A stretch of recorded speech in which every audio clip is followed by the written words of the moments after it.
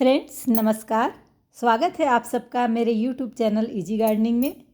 Friends ये जो पौधा आप देख रहे हैं ये गंधराज का है और ये गंधराज का पौधा मेरे घर के सामने जो फ्रंट गार्डन है, छोटा सा स्पेस है, केवल 3 फीट का जगह है ज़मीन पे, वहाँ पर लगा हुआ है। आप गंधराज की इस मोटे तने से समझ सकते हैं कि मेरा गंधराज का पौधा काफ़ी पुराना है। फ्रेंड्स जैसा कि मैंने अपने इस वीडियो के टाइटल में लिखा है कि कटिंग एवं सीडलिंग का बेहतरीन मौका न गंवाएं। बात सही है कि किसी भी पौधे की कटिंग्स एवं सीडलिंग लगाने का सबसे बेस्ट मौका या सबसे बेस्ट समय कह लीजिए बरसात ही होता है। आज 20 सितंबर हो चुकी है। बरसात मतलब अब जाने के कगार पर है। अभी भी बहुत जगह बारिश हो रही है, हमारे साइड भी बारिश हो ही रही है, परंतु ये जाती हुई बारिश है। ऐसा नहीं कि इसके बाद और 2 महीना बारिश रहेगी हमारे पास। तो जिनकी भी कटिंग्स व सीडलिंग रह गई है वो इस जाते हुए बारिश के समय लास्ट मौके का पूरा फ़ायदा उठा लें और अपनी कटिंग्स लगा लें। कटिंग्स तैयार करने के लिए ही मैं इस गंधराज की कटिंग कर रही हूँ। मुझे अपने गंधराज के पौधे को यहाँ से जड़ से हटाना है क्योंकि इसी जगह मुझे मुनगा लगाना है। देखिए मैं अपनी कटिंग्स व सीडलिंग तैयार भी कर चुकी और मैं अपने इन प्यारे से नन्हे नन्हे पौधों को इस हल्की बारिश में मात्र 15 मिनट के लिए नहला रही हूँ ताकि ये भी इस मौसम के मज़े ले ले। अभी मैं इसे शेडी एरिया में ही रखती हूँ और देखिए मेरे गंधराज की कटिंग में छोटे छोटे पत्ते भी निकलते हुए दिख रहे हैं। फ्रेंड्स आपको बता दूँ कि इस बारिश की ही मेहरबानी समझिए कि मात्र 4 दिन में मेरी मुनगा की सीडलिंग तैयार हुई है। मुनगा मतलब जिसे ड्रमस्टिक कहते हैं और कहीं कहीं इसे सहजन भी कहते हैं। ये टमाटर है, ये भी 3 दिन में ही निकल गया था। फ्रेंड्स जैसे कि आप सबको पता है मैं टेरेस गार्डनिंग करती हूँ और पूरे छत का भी उपयोग कर लेने के बाद टेरेस का मतलब है कि जगह फिर भी एक सीमित ही रहेगी। इसलिए देखिए मैं टमाटर की सीडलिंग भी बहुत कम ही तैयार की हूँ। चलिए मैं विस्तार से बताती हूँ कि किस तरह से मैं अपनी कटिंग्स व सीडलिंग तैयार करी। सबसे पहले हमें ये ध्यान रखना होता है कि कोई भी कलम काटते समय हमें पौधे का ब्राउन कलर वाला ही डंडी काटना होता है और वो हरे कलर का नहीं होना चाहिए। हरा कलर बहुत ही कोमल हिस्सा रहता है, वहाँ से काटेंगे तो पौधा चल नहीं पाएगा, मतलब वो लग नहीं पाएगा। कटिंग की मोटाई भी आप देख रहे होंगे कि कलम जो है पतली ही है और मैं उसके बाद में इसे 5 से 7 इंच के टुकड़ों में फिर से काटी क्योंकि छोटी कटिंग्स ही जल्दी सक्सेस होती हैं। अब आप यहाँ देख रहे हैं कि मैं एलोवेरा के एक हिस्से को काट कर उसके पल्प को सारे कटिंग्स में लगा रही हूँ। मैं इस तरह से रूटिंग हार्मोन के रूप में इसका इस्तेमाल करती हूँ। मैं आज तक कभी रूटिंग हार्मोन का उपयोग नहीं की कलम लगाने के लिए, मैं एलोवेरा से ही उसका उपयोग ले लेती हूँ और इससे हमेशा मेरी कटिंग सफल रही है। फ्रेंड्स मैं कटिंग के जिस हिस्से पर एलोवेरा लगा रही हूँ उसी साइड को ज़मीन पे 1 इंच या 1.5 इंच नीचे तक के रखूँगी।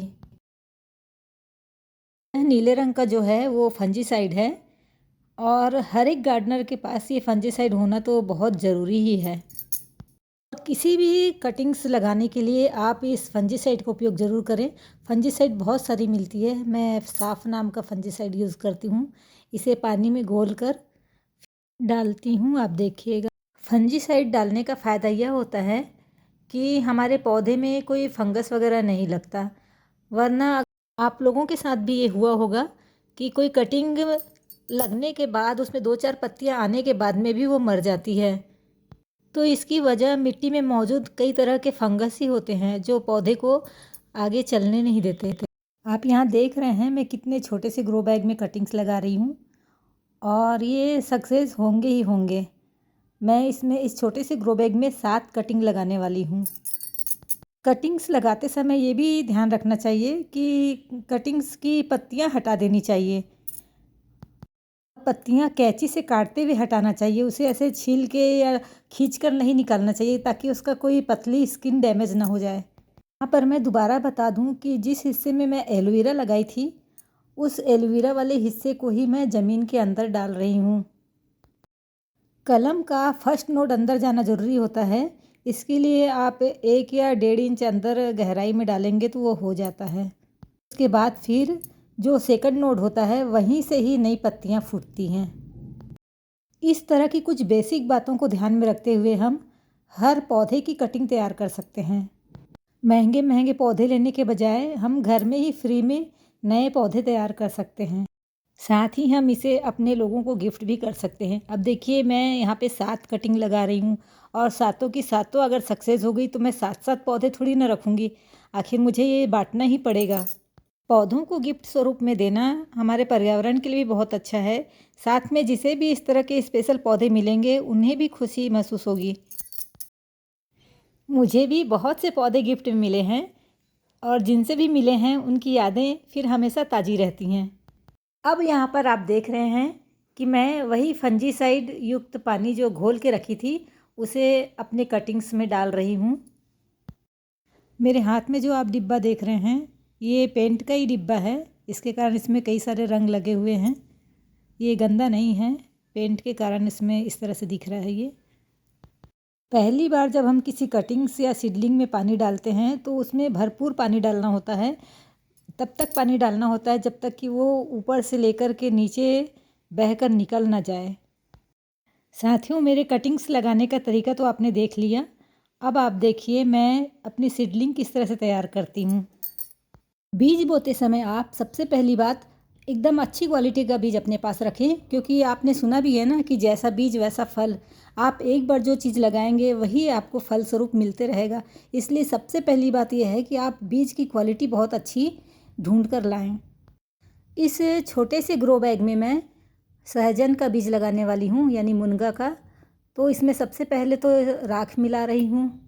राख जो है पोषक तत्व का भी काम करेगा, साथ में इसमें फंजीसाइड का भी गुण मौजूद होता है।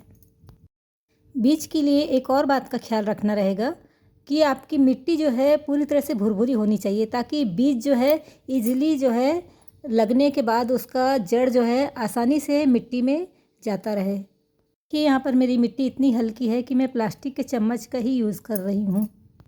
इस छोटे से ग्रो बैग में मैं 2 बीज लगाने वाली हूँ और यह बीज भी मैं बहुत दूर से लाई हूँ। जब मैं जमशेदपुर गई थी टाटा, वहाँ के पड़ोसी के यहाँ से मैं लेकर के आई हूँ।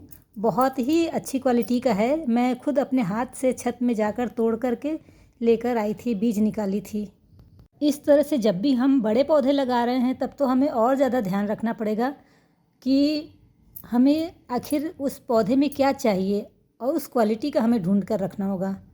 फ्रेंड्स, मिट्टी में बीज डालते समय हम कितनी गहराई में बीज डाल रहे हैं यह भी मायने रखती है। अगर ज़्यादा गहराई में डालेंगे तो वह बीज सड़ सकता है। यहाँ मैं मुनगा का बीज है इसलिए 1 इंच की गहराई में ही डाली हूँ।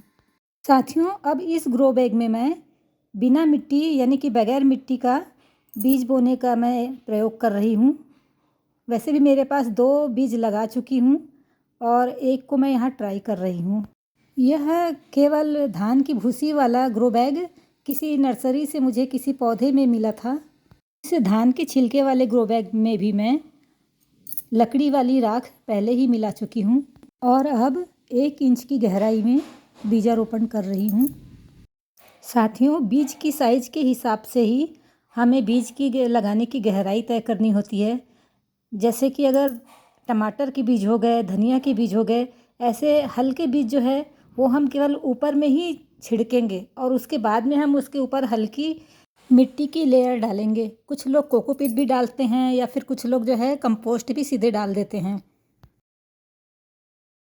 अब यहाँ भी मैं अपना फार्मूला खाली पानी न डाल करके फंगीसाइड वाला पानी डाल रही हूँ जहाँ पर मैं बीज लगाई हूँ। और धूप से बचाने के लिए मैं इसे अपने झूले के नीचे रख रही हूँ ताकि छन कर धूप मिलती रहे। एक बात और बता दूँ फ्रेंड कि मैं ये जो कटिंग्स और सीडलिंग जो है एक एक दिन के बाद में तैयार की हूँ, एक दिन में एक ही काम कर पाई हूँ।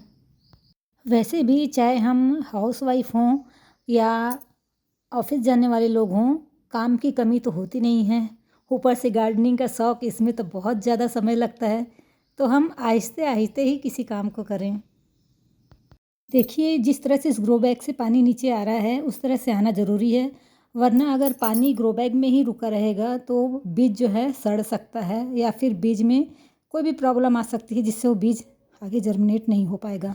देखिए अब यहाँ पे इस ग्रो बैग से पानी जो है नीचे आ रहा है, पर इस ग्रो बैग में अभी पानी नीचे नहीं आया है। हालांकि मैं इसमें डाली थी। टेंशन नहीं है, यहाँ पे होल है और मैं एक्स्ट्रा होल भी बना के रखी हूँ। देखिए ठीक 4 दिन बाद मेरा मुनगा ज़मीन से बाहर आ चुका है। मिट्टी वाले ग्रो बैग का ही पहले उगा। मैं 2 बीज डाली थी जो कि दूसरा भी दूसरे दिन निकल आया। मुनगा बहुत तेज़ी से बढ़ने वाला पौधा होता है। मैं इसे डेली देखकर बहुत ही खुश होती हूँ। हर दिन यह कुछ बढ़ चुका होता है। टमाटर भी 3 दिन में जर्मिनेट हो गया। गंधराज की कटिंग में भी हर नोड से उसके छोटी छोटी पत्तियाँ निकलना शुरू हो गई है। देखिए इस तरह से इसी एरिया को नोड एरिया कहा जाता है। यहाँ ज़्यादा स्पष्ट तौर पर दिख रहा है। यह देखिए, यह भी बगैर मिट्टी धान के छिलके में आसानी से उगाया। मेरा प्रयोग सफल हुआ।